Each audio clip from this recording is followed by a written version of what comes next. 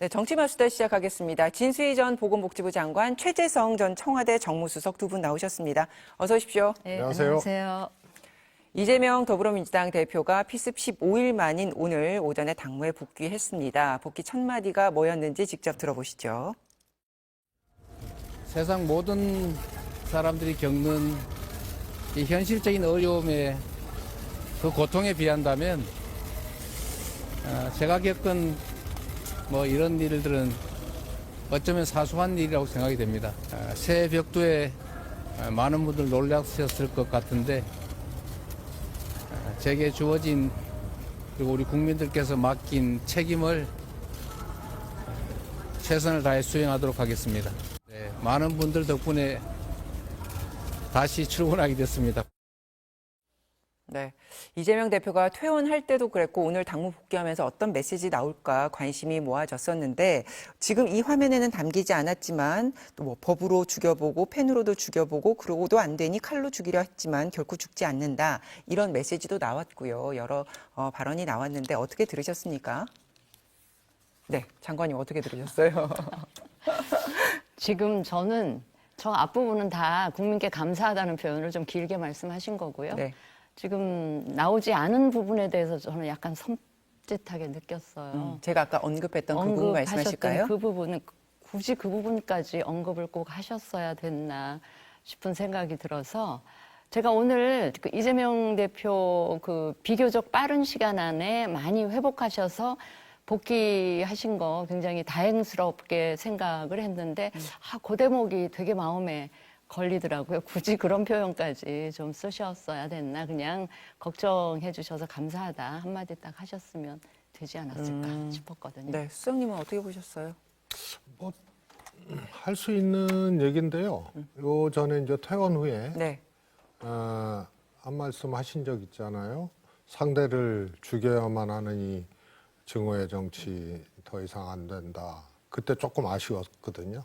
근데 오늘 지금 이렇게 방송에서 나온 이재명 대표 말씀이 사실은 FM이거든요. 예. 이제 국민이라는 단어는 안 쓰셨지만 국민 여러분들께 걱정 끼쳐 드렸다. 그리고 이게 다 제게도 좀 책임이 있다. 이런 게 사실은 쫙 연성 메시지이고 국민들 걱정하는 국민들 이렇게 좀 어떻게 보면 살벌하고 네. 극단적인 정치에 일말의 책임도 느꼈다. 그거를 이제 어찌 보면 국민 여러분들에 비해서는 사소하다 이렇게 표현을 했는데 저게 딱 적당한 메시지고 표현이었다고 봅니다. 제가 근데 한 뒤에 네. 저는 그 얘기는 이 방송에서는 안 나왔지만 그거는 아마 요 자리는 아니에요. 네, 최고위원 회의에서 그렇습니다. 나왔던 네. 메시지였습니다. 그래서 예. 국민들께 보내는 메시지로는 적정했고요. 아니 네. 저는 지난번에 병원에서 퇴원하시면서 전쟁 같은 정치 종식시키자라고 하시면서 저부터 노력하겠다라는 말씀을 하셨어요. 그럼 오늘 이제 당무 복귀하시면서는 나부터 노력하겠다는 거에 약간 실천적인 그런 대안 한두 가지는 좀 말씀하셨더라면 좋았겠다 싶은 생각도 아울러 들었습니다. 알겠습니다. 네. 죄송합니다. 제가 목이 잠겨서요. 무슨 대안을 얘기를 해요. 저 자리에서.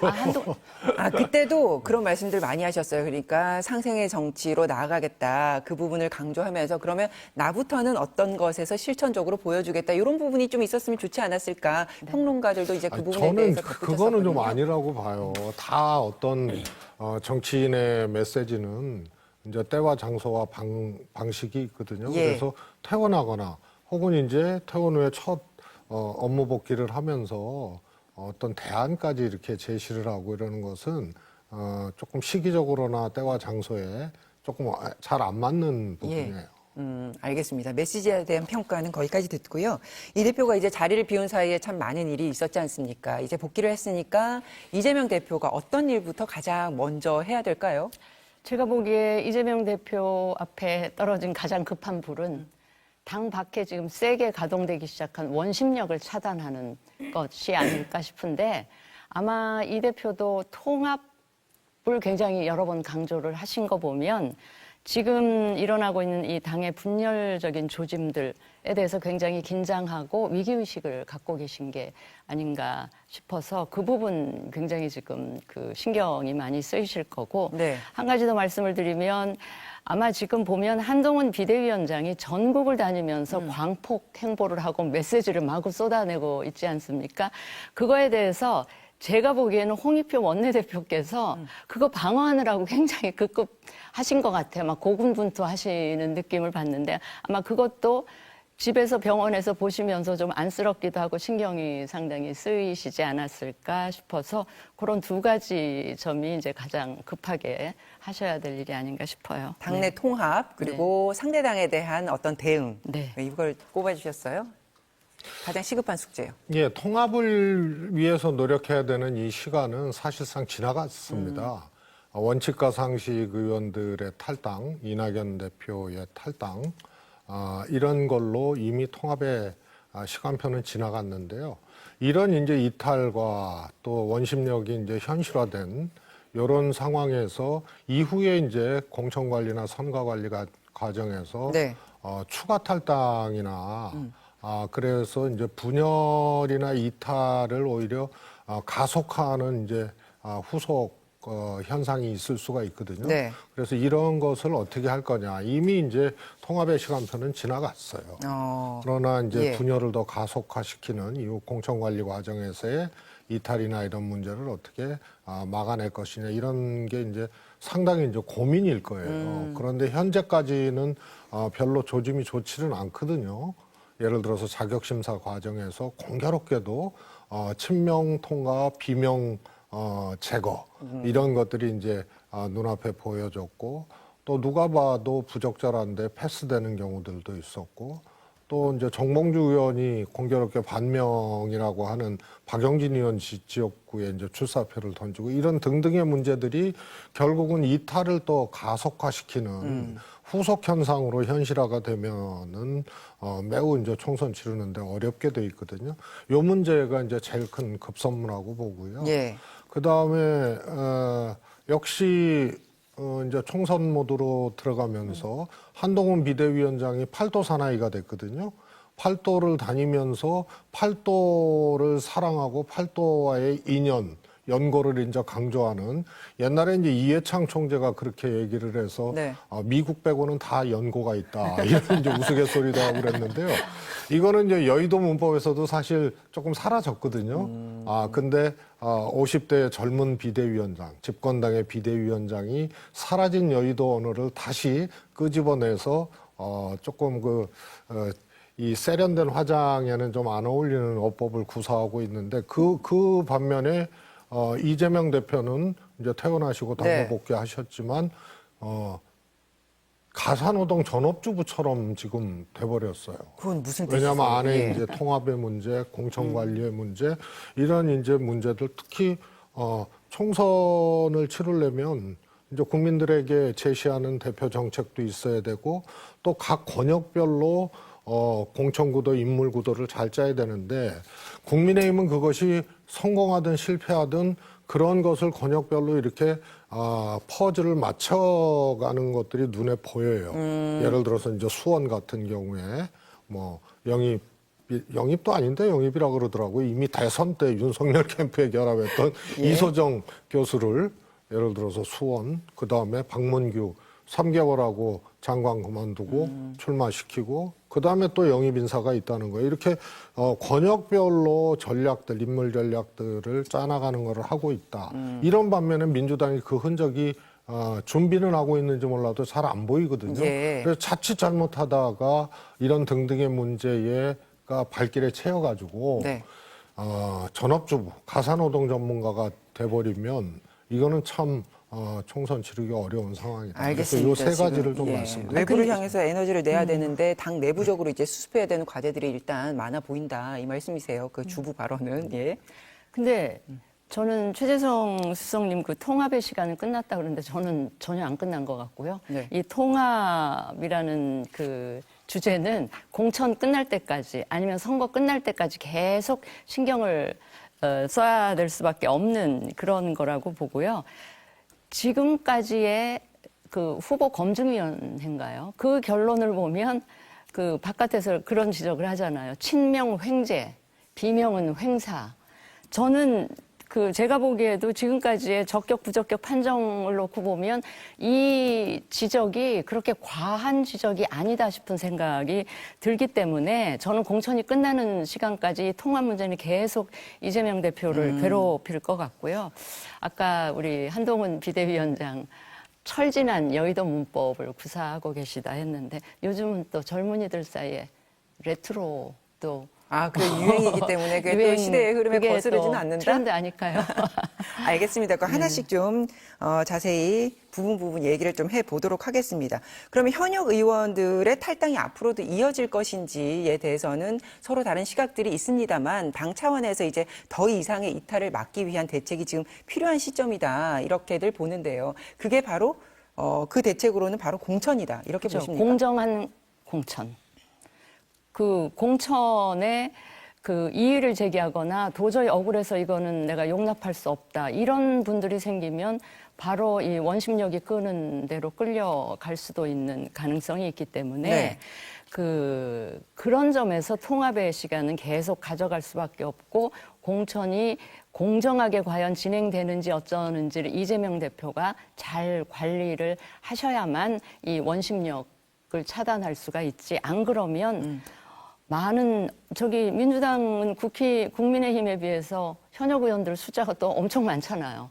그렇기 때문에 이 공천에 그 탈락하는 분들이 승복 못할 경우는 아마도 이 신당으로 가서 조인하는 의원들 숫자가 굉장히 많이 늘어나지 않을까. 그걸 세심하게 관리를 하셔야 되는 게 이재명 대표한테 남겨진 가장 큰 숙제라고 저는 봅니다.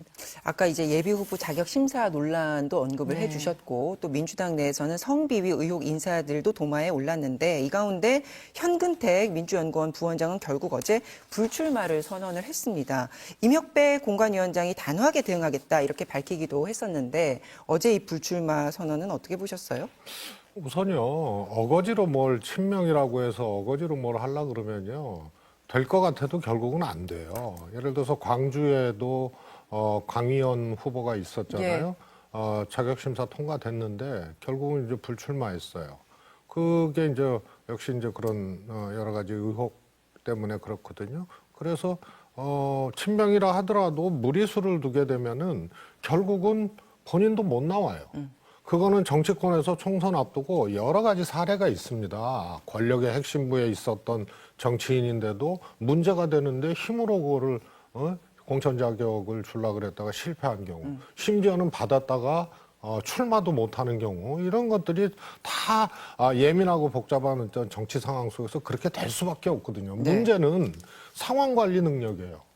현근택 부위원장 문제도 만약에 이재명 대표의 문자라든가 네. 혹은 또 현근택 관련 사건이 이제 터졌을 때 당에서 신속하게 대응을 했다면 여러 가지 잡음이나 이런 것들이 안 났을 거예요. 덜 나거나. 네. 그런데 이거를 끌고 거기다가 무슨 합의문이라고 이상한 것도 해내고 이러는 동안 아무 조치를 못하고 거기에 이제 문자까지 있어 버리니까 이게 이제 친명 이 보호하는 거 아니냐. 그래도 결국은 출마를 못 하잖아요.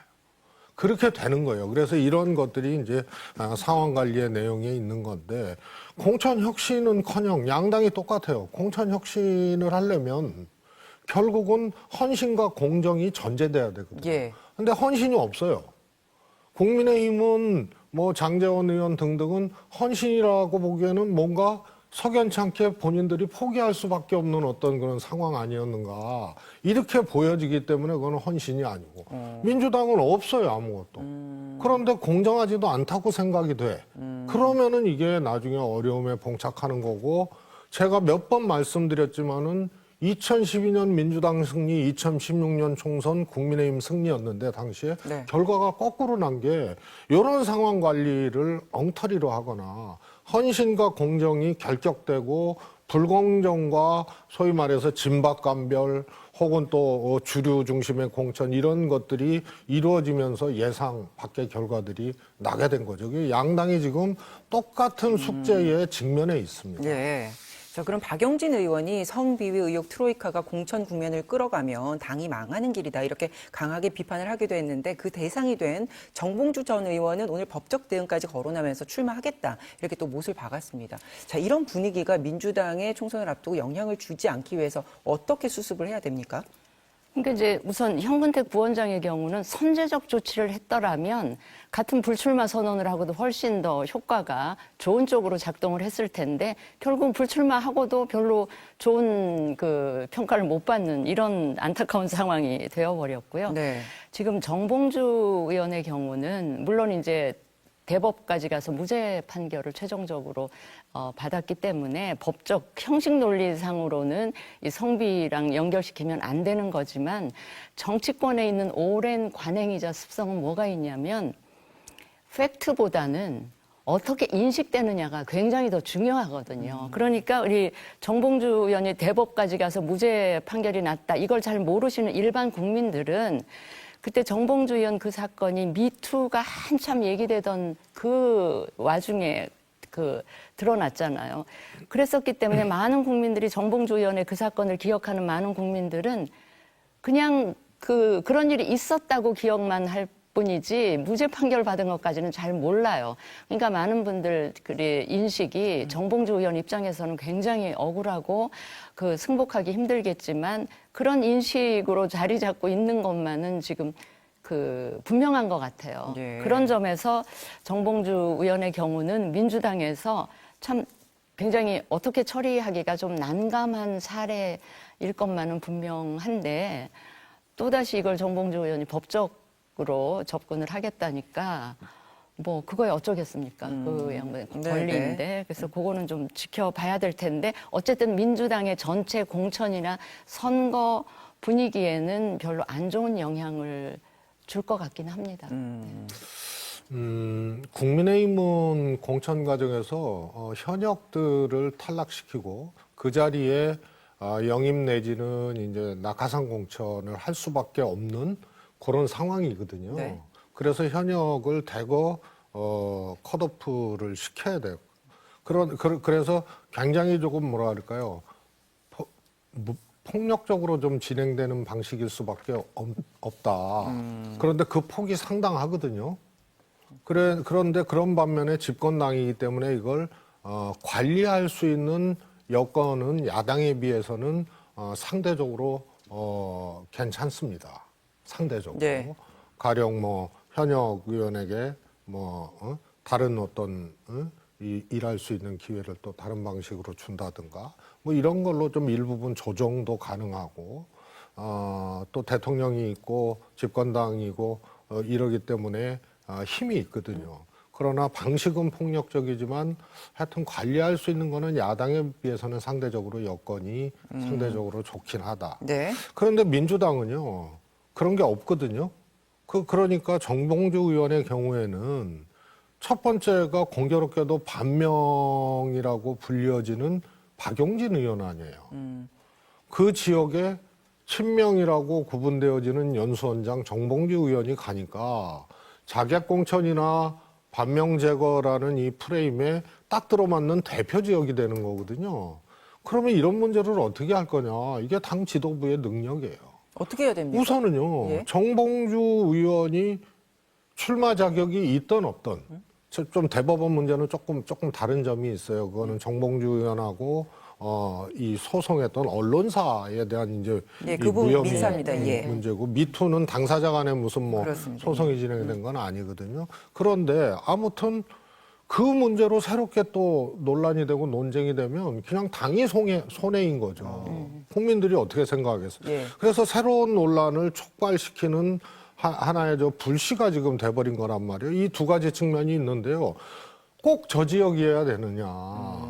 정봉주 의원이 만약에 출마를 한다 하더라도 예. 이것을 조정하고 통제해주고 하는 능력이 발휘가 돼야 돼요. 근데 그게 안 되고 저렇게 돼버리면은 반명의 대표적인 인물인 박용진 의원 지역에 출마 논란 그것도 성희롱 내지는 성추문과 관련된 이런 걸로 갑론을 박하고 논쟁하게 되는 새로운 불씨를 안고 그냥 방치하게 되면은 저거는 당 지도부가 필요가 없는 거죠. 그러니까 빨리 교통 정리가 필요하다. 교통정리 이 부분은. 충분히 할 수 있는 겁니다. 늦었어요, 그런데. 늦었다고 생각하시는 거고요.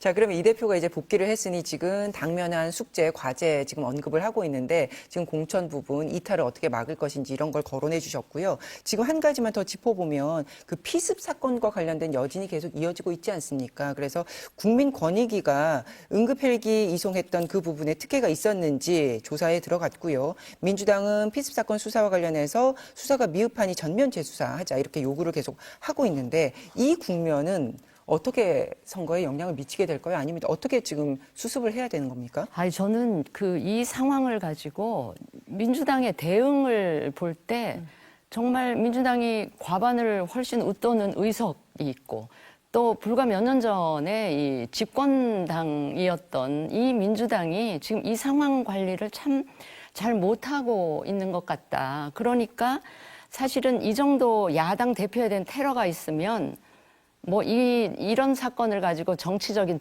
이해득실을 따지는 거는 좀 부적절한 일이긴 하지만 네. 그래도 따져본다면 훨씬 득이 많았어야 되는 이런 상황이 벌어졌음에도 전혀 그 수혜를 보지 못하고 있는 이런 상황. 그러다 보니까 민주당 의원들은 이걸 뭔가로 자꾸 이렇게 거기다 이제 부산대병원에서 서울대병원으로 전원한 거, 거기에 헬기로 이동시킨 거 이런 것들이 이제 국민들 사이에 논란이 되면서 오히려 피습 당하고도 득점을 하지 못하고 실점이 자꾸 되는 이런 상황을 모면하고자 아니면 이제 실점을 만회하고자 자꾸 경찰을 압박을 하고 뭐 교탄 대회를 열고 이러는데 제가 보기에는 좀 과유불급이 아닌가 싶은 생각이 들어서 제가 이 지점에서 옛날 기억이 소환이 되는 거예요. 예. 옛날 박근혜 전 대표가 한나라당 피습했을 대표 때, 시절에 예. 피습당했을 때 많은 분들에게 알려진 거는 병상에서 대전은요라고 하면서 전체 그때 지방선거 판세를 분위기를 엎었죠. 판세를 예. 엎었다 이렇게 알려져 있는데 그 말 말고요. 그 피습 당일인가 다음 날 아침에 비상의총이 열리는 그 현장에 박근혜 대표의 한마디가 전달이 돼 왔어요. 근데 그게 뭐였냐면 오바하지 마세요 였거든요. 그러자 그때 의총 분위기가 모두들 그때 막 의원들이 다 격앙돼가지고 막 그렇게 흥분해가지고 다들 돌아가면서 이야기를 하던 그 분위기가 일순 쫙 가라앉으면서 다들 침착해지면서 또 당시 이재호 원내대표가 그 상황을 굉장히 잘 관리를 하셨어요. 그때를 기억을 하면서 그때 우리도 그때는 야당이었죠. 근데 그때를 기억해 보면 지금 민주당 의원들은 모르겠습니다. 가지 많은 나무에 바람 잘 날이 없어서 그런지 의석이 너무 많다 보니까 한 사람 두 사람 막 말을 쏟아내고 물론 이제 공천을 앞두고 있다 보니 피습당한 우리 이재명 대표 들으라고 다들 한마디씩 하는지 모르지만 과도한 언어로 막 쏟아내면서 오히려 상황 관리가 잘 안 되게 만드는 이래서 참 예. 안타까운 생각이 많이 이 들었습니다. 대표의 이제 네. 부재 상황이었으니까 지금 이제 이 대표가 돌아왔으니까 이 건과 관련돼서는 이 대표가 정리를 해야 되는 겁니까? 수석님은 어떻게 생각하세요? 저는 그런 의견이 있을 수 있고요. 우선은 이제 두 가지 다 이제 과유불급이라는 표현을 쓰셨는데 만약에 그 표현이 적절하다면 두 가지 다죠. 예를 들어서 이재명 대표가 서울대로 헬기를 통해서 서울대로 이송되는 것이 특혜였냐 이런 문제를 이제 권익위가 그거를 이제 조사를 하겠다는 건데 네. 그 전에 한동훈 비대위원장과 여당의 그런 비판이 있었잖아요. 그래서 이것이 마치 무슨 톱니바퀴 돌아가듯이 짝짝 맞아떨어지는 그런 것에 대해서도 국민들이 잘하고 있다 권익이. 그래서 이재명 대표 헬기 이송 과정에 특혜 조사해서 처벌해야 된다 이러지 않거든요. 그게 테러 상황이었고 응급 상황이었고 그 과정과 절차가 정말 최선이었느냐 이거는 둘째 치고 그걸 가지고 또 문제 삼고 일종의 이제 권력이 움직이는 이런 것에 대해서도 저는 지나치다고 봐요. 그래서 그것도 점수를 못 받는 행위를 하고 있다고 보고요. 예. 그다음에 지금 진 의원님 말씀하신 소위 말해서 이재명 대표 테러 관련된 수사를 축소 은폐하고 거기에 대해서 규탄하고 정청래 최고는 특검까지 거론을 했거든요. 그것도 저는 과유불급에 해당한다고 봅니다. 네. 양쪽 다 같이 적용되는 얘기가 아닌가 싶습니다. 그래서 이 알겠습니다. 예. 지점에서 이재명 대표가 한 말씀, 자 이제 그냥 경찰이 후속 수사 계속 한다 그랬으니까 지켜보자. 요 한마디를 하시면 저는 이재명 대표가 훨씬 국민들 박수를 받을 것 같다는 저도 생각이 그렇다고 들거든요. 보고요. 네. 경찰 수사가 아주 적정하게 또 당시 이제 현장 대응이나 이런 것들이 잘했다고 보기 어려워요. 알겠습니다. 그러나 마치 그것이 무슨 배우가 있다는 식으로 이렇게 하는 거는 그거는 정치 권력 아니면은 상대 정치 세력을 의미하는 거잖아요. 배우라는 얘기는 그렇게 가져가는 것은 정말로 오바죠. 알겠습니다. 이 사안은 여기까지 하고 아까 공천 얘기하면서 국민의힘 얘기가 나왔었는데 어제 국민의힘은 공관위 첫 회의를 통해서 공천 룰을 발표했습니다. 크게 세 가지인데 현역 의원 하위 평가자 10% 아예 컷오프 하겠다. 그리고 한 지역에서 3선 이상 한 중진들 경선 득표율에서 감산하겠다. 그리고 마지막은 청년 신인에게 가산점 주겠다. 뭐 이렇게 큰 골자를 볼 수가 있는데 이 부분이 이제 나오면서 해석들이 굉장히 엇갈리던데 여권 내에서는 아주 명확하고 객관적인 룰이 나왔기 때문에 각종 우려들이 이제 불식될 것이다. 또 이렇게도 보던데 어떻게 평가하십니까? 저 어제 발표된 그걸 보고 굉장히 구체적인 안들이 나왔더라고요. 네. 그러면서 제가 과도한 의심인지는 모르겠으나 공관이 구성된 지 하루 이틀 만에 이렇게 구체적인 안이 나왔다는 거는 그 공관 위원들이 막 적극적으로 고민하면서 토론을 통해서 만드는 안이 아니고 이미 공관이 구성 전에 당내 실무기구에서 이미 만들어진 안을 공관위에 보고하고 추인했구나 하는 생각이 들면서 그 실무자들이 갖고 작업했을 법한 자료가 있잖아요. 네. 그 자료는 2달 전에 전국의 각 지역구에 당무 감사를 했죠. 당무 감사, 근데 현역 의원들도 하고 원외 위원장들에 대해서도 지역구 관리 어떻게 하는지 다 감사를 했고 거기에다가 그 각 지역의 위원장 현역에 대한 여론조사를 또 했죠. 네. 여론조사는 그 지역의 당 지지율과 그 해당 의원 지지율을 같이 보면서 당 지지율에 못 미치는 그 현역 의원들에 대해서는 이거 지역구 관리 부실한 거 아니냐 뭐 이제 이런 그 페널티를 물을 수가 있는 그런 거거든요. 그래서 제가 한편으로는 어떤 의심이 들었냐면 이미 이제 한간에서 얘기되는 용산이나 내각에서 나오는 분들이 이제 몇 명인지 다 나와 있잖아요. 예. 그것과 이 자료들을 이렇게 보면서 그 공천 룰을 만들었나 싶은 생각도 드는데 또 자세히 살펴보니까 경선을 많이 하는 걸로 되어 있더라고요. 예. 근데 이제 경선을 하면 통상 여기 보면 현역 의원들한테 페널티 이제 감점을 많이 하는 걸로 돼 있습니다. 예. 있잖아요. 그런데 그 현역 의원에 대한 감점률이라는 게 자기가 받은 득표율의 그 최고는 뭐 35%까지도 감산한다고 합니다. 감산한다고. 경선 자기가 득표율에. 얻은 득표율의 35%라고 해도 그렇게 그래도 크지 현역에게는 않아요. 굉장히 그게 뭐 크지 않으면서 현역 의원들 경선하면 현역 의원들이 압도적으로 경쟁력이 높게 나올 수밖에 없습니다. 그래서 네. 이것만 봐서는 현역 의원들 컷되는 비율이 생각보다 그렇게 높지 않을 수도 있겠다 싶은 생각이 드는데 통상 이렇게 룰을 정해도 룰을 실제 적용에 들어가 보면 예외적인 상황도 나타나고 막 하면서 이제 곳곳에 디테일의 악마가 있다 그러잖아요. 그 디테일들에 이제 악마들이 숨어 있을 수가 있고 예. 보면 여러 예비 후보가 경쟁할 때 다 경선에 붙이지는 않거든요. 그렇죠.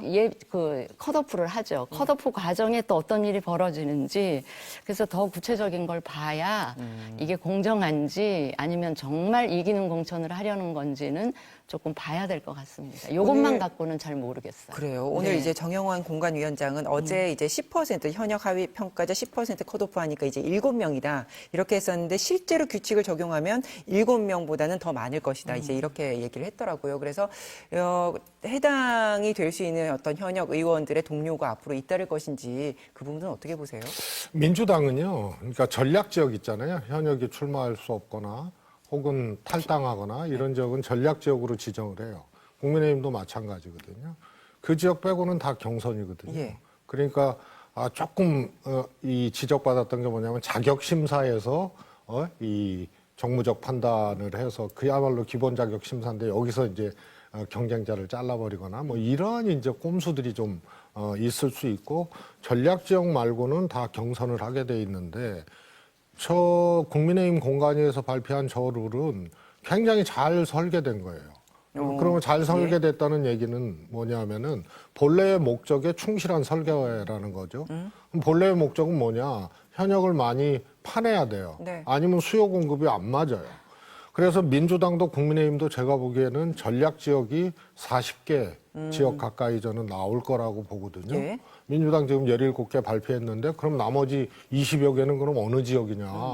17개는 탈당하거나 불출마하거나 뭐 이런 지역이거든요. 그러면 20여 개가 그러면 어디서 또 추가로 나오지? 그거는 바로 저 룰 같은 데를 주목해 보면은 알 수 있습니다. 민주당은 하위 20% 감산아니에요. 그런데 이 감산을 이 받게 되는 페널티 받게 되는 의원들 중에 불출마하는 의원들이 생겨요. 네. 지난번에도 그랬었고 내가 경선 안 되겠구나 싶으면 불출마하고요. 또 이제 명단이 공개되면은 이거는 더 어렵거든요. 거죠. 예. 민주당은 명단 비공개인데 그쪽은 내가 보기엔 저 설계도라면은 공개하는 거예요. 왜냐하면 중진 3선 이상 중진 페널티 주겠다는 거는 공개하는 거거든요. 그러면 경선을 시켜도 이기기가 어렵습니다. 네. 그러니까 명단이 공개되는 셈이니까.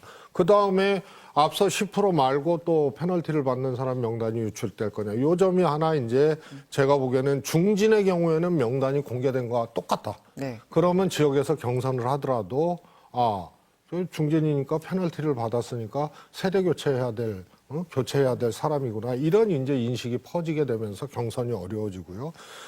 민주당 경선은 페널티 받은 사람도 비공개이기 때문에 네. 사실은 이기는 경우들이 많았고요. 그 다음에 하나 주목할 게 왜 8대2로 바꿨냐. 네. 여론조사 80에. 그건 수도권요.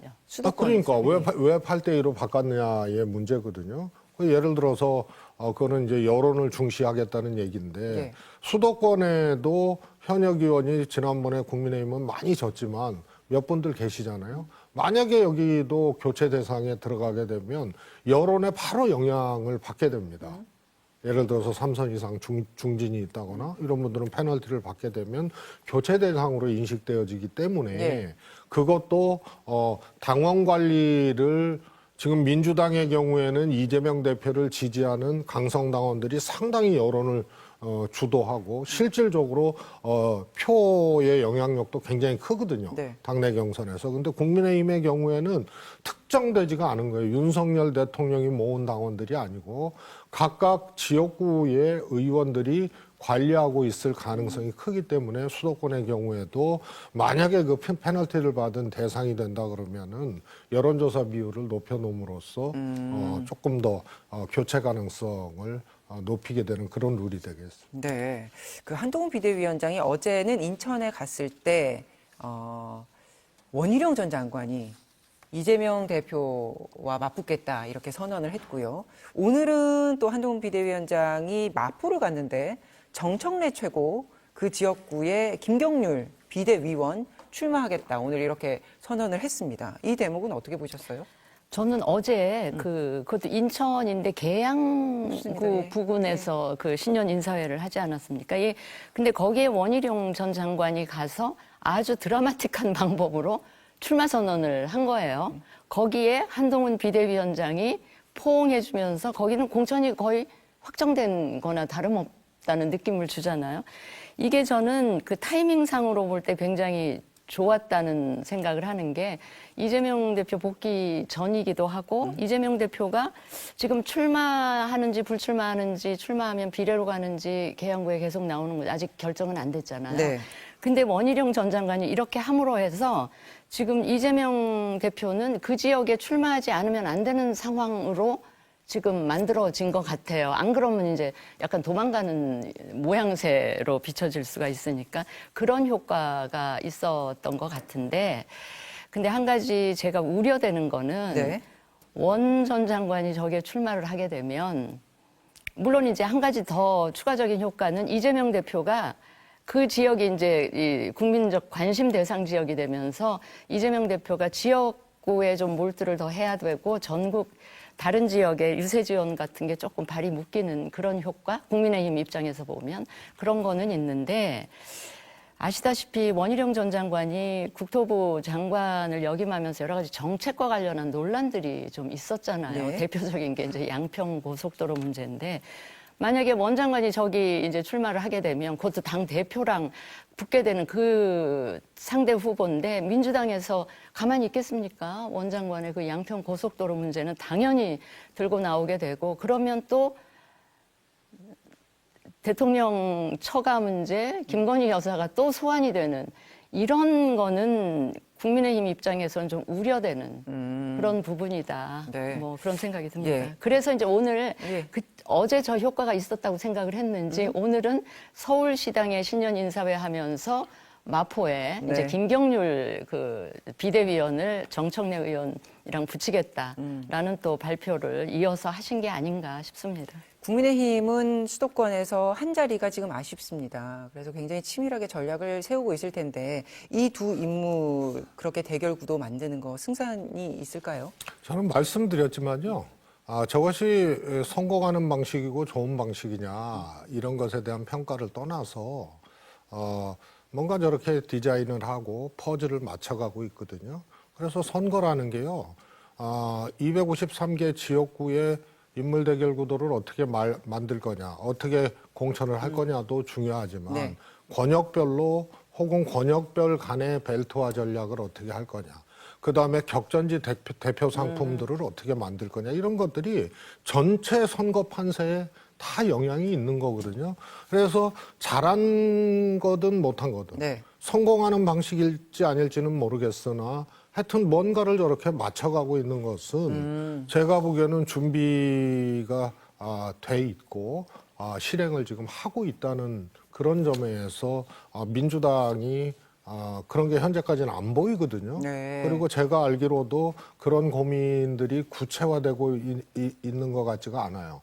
그래서 대표적인 격전지를 우리 주도로, 우리 당 주도로 어떻게 인물 구도를 만들 거냐, 권역별로 어떻게 할 거냐, 권역 간의 벨트화 전략을 어떤 인물 구도로 할 거냐, 이런 것들이 한 정당에서는 아무튼 시동을 걸어서 저렇게 외화되고 있고, 야당에서는 아직 그게 안 보이고 있다는 게 네. 민주당 입장에서는 정말 걱정되는 부분이고요. 근데 그게 역으로 국민의힘 쪽에서는 여백이 굉장히 많아요. 수도권에 전부 현역이 그렇죠. 없는 네. 여백이 많다 보니까 그림 그리기가 상당히 좀 좋은 그런 거고, 지금 민주당은 꽉 차 있잖아요, 현역 의원들로. 그래서 아마 이제 그런 장단점이 서로 엇갈리는 부분이죠. 그렇지 않거든요. 예를 들어서 윤석열 대통령 검찰 권력이라 그러잖아요. 네.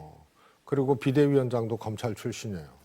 그러면은 이제 검찰 출신 중에 윤 대통령하고 아주 가깝다고 하는 분들이 출사표 던진 분들이 있거든요. 네. 주진우 씨가 그렇고 석동현 씨가 그렇단 말이에요. 그러면 이런 데는 민주당이요. 전략적으로 어떤 인물로 어떻게 할 거냐 이런 거 고민해야 되고. 예를 들어서 이제 안철수 의원도 분당 갑인가요? 그렇잖아요. 이거 어떻게 할 거냐 이런 등등을 얘기하는 겁니다. 그러니까 이제 이재명 대표가 복귀를 했으니 전체 판세에 대한 어떤 큰 그림 자체를 제시를 좀 하고 어떻게 진행이 되는지를 좀 지켜봐야 될 것 같고요. 시간이 이제 얼마 남지 않았는데 신당 이야기를 해야 됩니다. 이제 어제 이낙연 전 대표가 이끄는 새로운 미래가 창당 발기인 대회를 열었고요. 여기서 나온 발언을 짧게 듣고 이야기를 좀 이어가죠. 우리는 무능하고 타락한 윤석열 정권을 가장 준엄하게 비판하고 가장 확실하게 심판할 것입니다. 기존 야당은 윤석열 정권을 충분히 견제하지 못하고 있습니다. 그들 스스로 도덕적, 법적으로 떳떳하지 못하기 때문입니다. 우리는 정권 앞에서도 꿀릴 것 없는 사람들이 모여서 윤석열 정권을 당당하게 꾸짖고 대안을 내놓을 것입니다. 지금까지 진흙탕 속에서 싸워왔던 그 정치의 전장을 바로 새로운 미래로 옮기는 것입니다. 그렇지 않습니까, 여러분? 오늘 이 자리에서 저는 단언코 말씀드리겠습니다. 결국 우리 국민들은 일부를 제외하고는 이미 윤석열 대통령이 나쁘냐 이재명 대표가 나쁘냐에 대한 판단을 마쳤습니다. 둘 다 나쁩니다. 그렇지 않습니까? 제가 오늘 이 토론 시간 안배에 실패했습니다. 지금 시간이 한 1분 정도밖에 남지 않아서요. 제3지대의 지금 움직임을 보시면서 성패를 가를 요인 어떤 것이다 좀 짧게 꼽아주시죠. 장관님부터. 네. 저는요, 텐트 사이즈가 저 제3지대 성공을 담보하지는 못한다. 그러니까 그 텐트 사이즈에 연연하지 말고 정말 정체성, 비전과 철학을 공유하는 게 확인되면서 그 연대를 하든 그 합하든 그 길을 가는 게 성공하는 길이다. 뭔가 메시지, 비전 가치가 확실하게 국민들한테 해야지. 어필이 돼야 된다. 그냥 몸집 불리기 또 그 안에서 주도권 다툼을 한다. 이렇게 되면 뭐 실패하는 길로 가는 것이죠. 네, 수석님은요? 왜 신당을 하는가라는 것에 대해서 조금 더 명료하게 보이는 것이 이준석 신당이에요. 예. 그런데 신당 추진 세력이 여러 갈래잖아요. 그래서 결론적으로는 역대 어떤 선거보다 양당 체제에 대해서 반란표라 그래야 되나요? 반기를 드는 유권자들이 상당할 거다. 그런데 신당은 빅텐트 하나로 다 모이지는 못한다. 그러나 보다 신당 창당의 이유와 과정이 명료해 보이는 이준석 신당이 신당 세력을 거의 다 구축할 거다. 그러면은 이낙연 신당이 좀 왜소해질 수 있고, 그러나 이낙연, 이준석 신당까지 한몸 되는 거는 제가 보기에는 불가능하다고 보기 때문에요. 예. 양당 체제에 대해서 문제 제기하는 유권자들이 이준석 신당의 이 새로 구축된 이준석 신당의 범주 안으로 들어갈 가능성들이 저는 꽤 크다고 봅니다. 그 하나 되는 시기에 대해서 제가 여쭈려고 했는데 장관님도 이게 하나가 될 수는 없다고 보세요? 하나가 될 수는 없고 저는 된다고 해도 그게 수명이 굉장히 짧아질 수밖에 없다 이런 생각이 들고요. 제가 지금 묘하게 느끼는 거는 이준석 신당이 굉장히 진도가 많이 나가 있고 예. 지금 이낙연 신당이나 미래대연합 원칙과 상식 의원들이 주축이 된 이분들은 나온 지 얼마 안 됐잖아요. 그런데 계속 합하자는 얘기는 그쪽이 먼저 하거든요. 그러면 합하고 싶으면 그냥 이준석 신당으로 오면 되지 굳이 당을 만들어서 또 합당 수순으로 가는 거는 주도권 다툼의 다름 아니기 때문에 그 방식은 성공하기가 조금 힘들어 보입니다. 그 제작진이 한 2분 정도 더 시간을 네. 할애해도 된다고 하니까 좀 더 말씀을 여쭈면 결국에는 이 양당의 기득권 정치를 타파하자 이 문제의식은 같지만 지금 연대 시기나 방식에 대해서 서로 좀 이견이 있는 것 같고 이걸 어떻게 조율해내느냐. 오늘 이준석 전 대표 같은 경우는 이걸 넘어서는 뭔가 파격을 보여주면 가능하다. 뭐 이렇게 얘기를 하고 있거든요.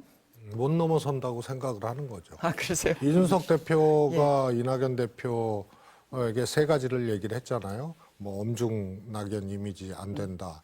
그다음에 질려면 큰 집을 져라. 뭐 이거는 소위 말해서 이제 수권 능력이라든가 혹은 이 제3지대가 아니고 기존 양당 체제를 넘을 수 있는 예. 그런 이제 비전을 가져야 된다는 얘기거든요. 이런 이제 세 가지를 얘기를 했는데 그거는 불가능한 얘기예요. 그래서 이낙연 대표가 넘을 수 없는 거 세 가지를 얘기한 거는 안 하겠다는 얘기고요. 저는 그거 딱 보는 순간 윤석열 대통령이 바뀌어야 된다라고 이준석 대표가 얘기했을 때 구체적으로 뭐냐 했더니 홍범도 장군 흉상 문제, 이태원 참사 문제, 해병대 수사단 문제 이 세 가지를 얘기했거든요. 이 윤석열 대통령이 다른 거 다 바꾸고 싶어도 그걸 어떻게 바꿔요? 그래서 그건 불가능한 얘기를 한 거거든요. 그래서 이준석 대표 입장에서는 이준석 신당이 이 정도의 스텝, 이 정도의 지지율, 이 정도의 포텐셜과 내용과 비전을 갖고 가면 굳이 이낙연 신당하고 합쳐질 이유가 없는 거고요. 그건 두 가지예요. 두 신당이 합쳐지면 조사상에 1+1이 2, 3이 되는 게 아니고 1.5가 되거든요. 그게 무슨 의미겠어요. 그래서 이준석 신당의 방식, 성격, 컬러, 비전하고 완전히 좀 이 다르게 유권자들이 느끼고 있기 때문에 굳이 합칠 이유가 없고요. 더 중요한 거는 이준석 대표는 어떻든 간에 보수개혁, 개혁보수 예. 이것을 가지고 이 그라운드에서 앞으로 또 뭘 해야 되거든요. 그래서 윤석열 대통령을 위시한 그런 보수가 아니고 개혁 보수를 하겠다는 얘기이기 예. 때문에 이 그라운드를 떠날 수는 없어요. 그럼 이후에 지방선거, 다음 대통령 선거 과정에서 범보수 이쪽 진영에서의 자기 역할이 분명히 있다고 보기 때문에 알겠습니다. 그것까지 염두에 두면 이낙연 신당하고 화학적으로 그냥 한 몸이 되는 것 자체가 이러한 이제 복귀를 예. 불가능하게 하는 큰 장애물이다. 그래서 합칠 이유가 없는 거죠. 그럼 저도 최 전 수석의 말씀에 더 보태고 뺄 빼고 것도 할 것도 없이 없이 완전히 전적으로 공감하십니까? 동의하고 제가 여기 나와서도 늘 말씀드리던 예. 내용과 일치합니다. 알겠습니다. 그거 보고 얘기한 것 같습니다. 한 가지 질문만 더 드리면 네네. 한동훈 비대위원장의 행보와 관련해서 매일 하나씩 지금 정치개혁 주제들을 내놓고 있지 않습니까? 뭐 불체포 특권 내려놓기, 금고형 받으면 세비 반납하기, 그리고 어제는 국회의원 정원 줄이겠다. 이게 결국 특권 내려놓기의 일환들이고 과거에도 많이 나왔던 공약들이기도 한데 어떤 차별점을 찾을 수 있을까요? 차별점이 만들어낼 수 있을까요? 없고요. 네. 소위 말해서 이제 신상품은 없잖아요. 예전에 누군가에 의해서 또 어느 정당인가에 의해서 제기됐던 문제. 그러나 국민들도 속고 다 속았던 문제거든요. 네. 안 됐으니까. 그래서 그 이름하여 포퓰리즘적인 이제 주장에 해당하는 것만 다 모았어요. 네. 귀책 사유가 있는 보궐선거 귀책 사유가 있으면 공천하지 않겠다. 의원 정수 줄이겠다. 이런 거 다 마찬가지거든요. 심지어는 불체포 특권 동의하지 않으면은 공천 안 주겠다. 이런 것도요. 사실은 그야말로 대안을 내놔야 될 사안들이거든요. 법률을 바꾸거나 뭐 등등등의 문제예요. 네. 그래서 옛날에 다 나왔던 얘기고 실현 불가능했던 얘기죠. 이런 것을 다시 재탕 삼탕을 하는데 네. 그게 새로운 인물 한동훈 비대위원장 입에서 하니까 이 주목도는 있고 뭐 그런 거는 있지만 예전 메뉴 가지고 지금 재탕 삼탕하고 있는 거죠. 알겠습니다. 이 얘기는 제가 예. 잠깐 드려야 될 것 같은데 불체포 특권 포기나 그 문제 있는 의원들 금고형 확정받은 분들 세비 반납하는 거 그다음에 이제 귀책 사유 발생한 정당 재보궐 예, 후보 내지 안내. 않겠다. 예. 그거는 제가 보기에 그 세 가지는 제가 보기에 지금 민주당의 약한 고리 또 이재명 대표의 약점을 파고드는 그런 정치개혁 아젠다였고요. 마지막에 내놓은 어젠가요, 그제? 국회의원 수 줄이겠다. 그 정수 축소하는 문제는 제가 보기엔 저거는 그 지금 국민들 국회에 대한 뭐 불신이 엄청 크고 또 정치 혐오가 지금 극에 달아 있는 상황에서 국민들 속 후련하게 해주는 효과는 있겠지만 실현 가능성은 제가 보기에 거의 제로에 가깝기 때문에 제가 이 차제 국민들께 드리고 싶은 말씀은 네. 그 국회의원들 정수 줄이면요. 사실은 더 권한이 소수에게 커지죠. 권한이 예. 집중되기 때문에 그런 폐단이 있다는 걸 우리 국민들이 좀 간과하시는 것 같아서 국회의원들의 힘을 좀 빼시고 싶으면 저는 세비를 지금 한 30% 내리고 보좌관 수를 축소를 해가지고 또 비용을 절감을 하는 게 국회의원 힘 빼는 가장 현실적인 대안이 아닐까. 그래서 일을 더 하고 싶은 사람은 자기 세비를 가지고 보좌관 더 고용할 수 있게 미국처럼 그렇게 하는 방식으로 하는 게 더 효과적인 실현 가능한 방법이겠다 하는 말씀을 드립니다. 나는 알겠습니다. 의원 정수 예. 축소는 한동훈 비대위원장의 진심은 있다고 봐요. 그러나 그게 여러 갈래의 주장이 있고 그만큼 복잡한 네. 문제이기 때문에 그동안 안 됐던 거거든요. 예. 왜 진심이냐? 짧게 하셔야 돼요. 검사의 눈에는요, 예? 국회의원 자체가 필요 없을 수도 있어요. 아직도 검사의 시각에 머물러 있다고 보십니까? 알겠습니다. 오늘 마수다 여기까지 하죠. 두 분 고맙습니다. 감사합니다.